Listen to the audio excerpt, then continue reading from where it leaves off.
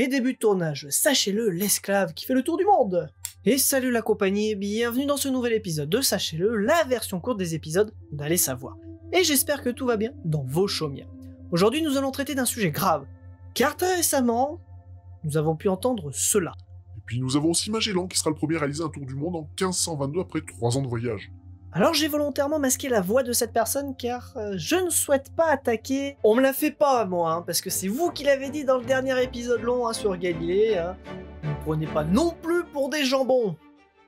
Oui, effectivement... Bon. Quelle ne fut ma surprise lorsqu'en voyant les commentaires de l'épisode sur Galilée, une personne m'indiquait que j'avais fait apparemment une erreur. Et après quelques recherches, je ne susse pas trop quoi faire car un monde s'écroulait sous mes pieds. On m'avait appris à l'école que Magellan avait réalisé en premier le tour du monde et je découvris avec grand effroi que cela était erroné. Sentiment très inconfortable que de remettre en question ses connaissances et de découvrir la seule vérité. Je faisais un épisode, une vendetta telle une offrande votive pour rétablir une vérité mais en vain, car les véracités de certains de mes propos ne valaient rien. Veuillez m'excuser pour cette tragique erreur et faisons donc un erratum pour vous conter la vérité.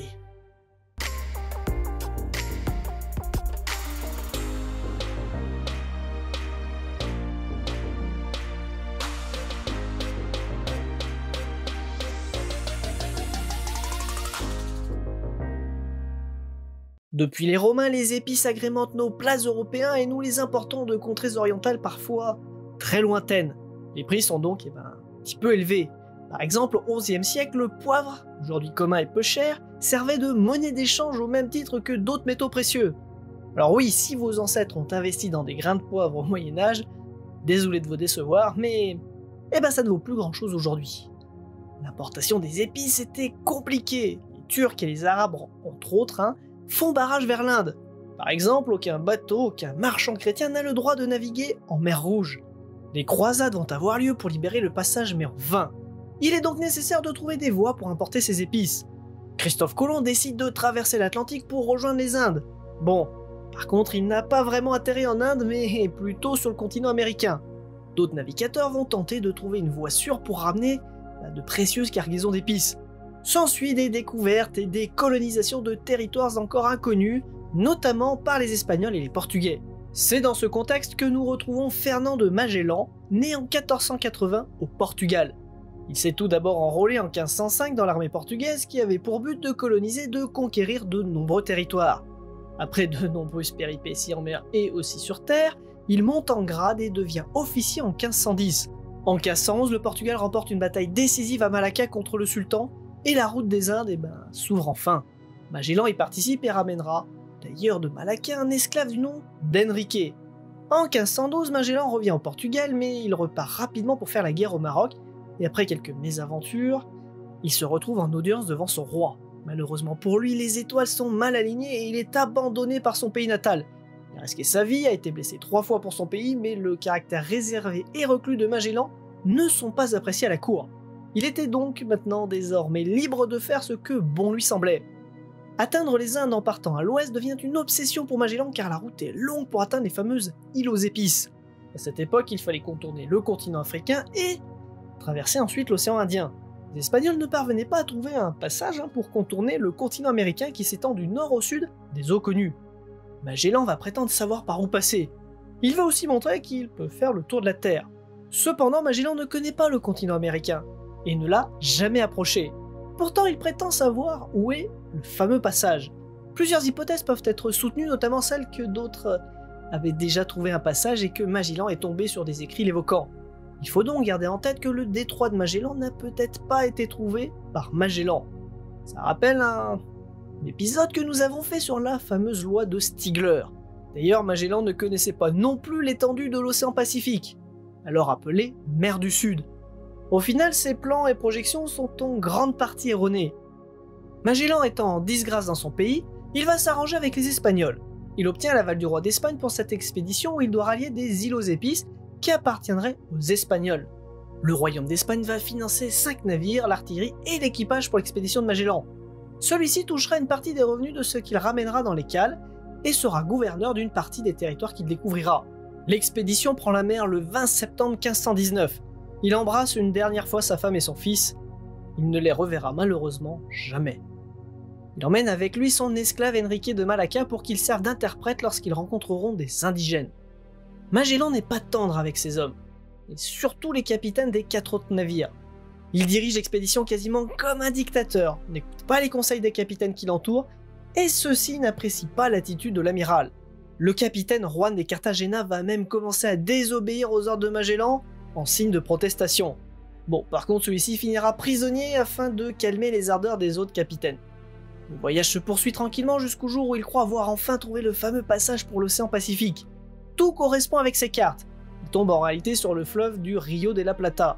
Il se rend compte à ce moment-là que la carte sur laquelle il s'est basé est fausse. En descendant plus au sud, ils vont subir la tempête, la grêle et même la neige.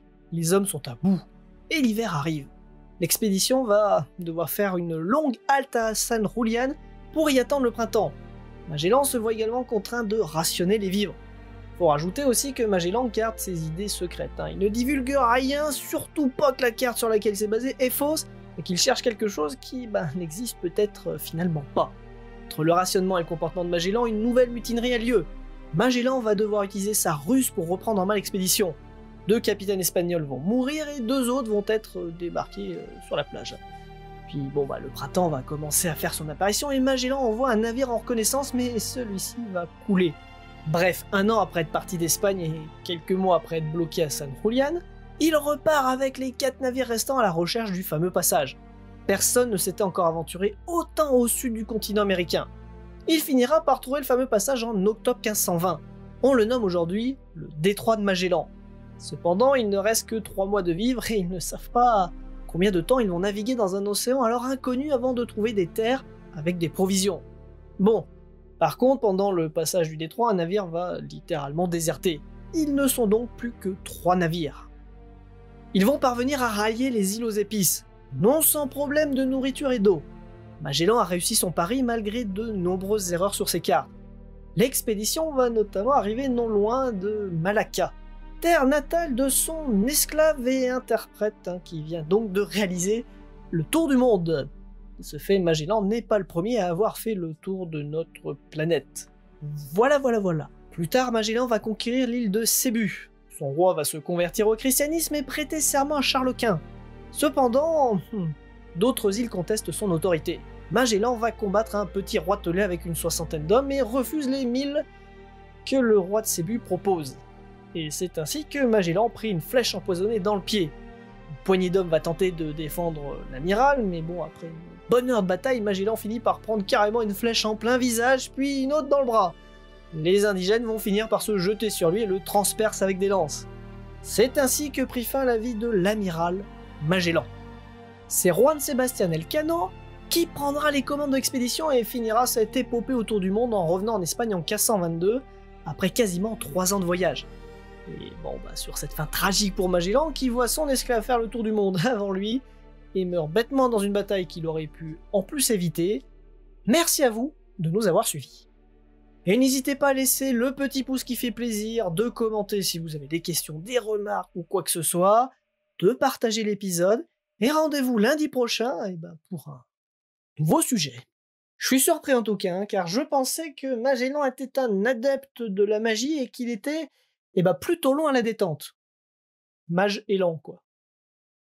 Bref, merci à vous, fin de tournage.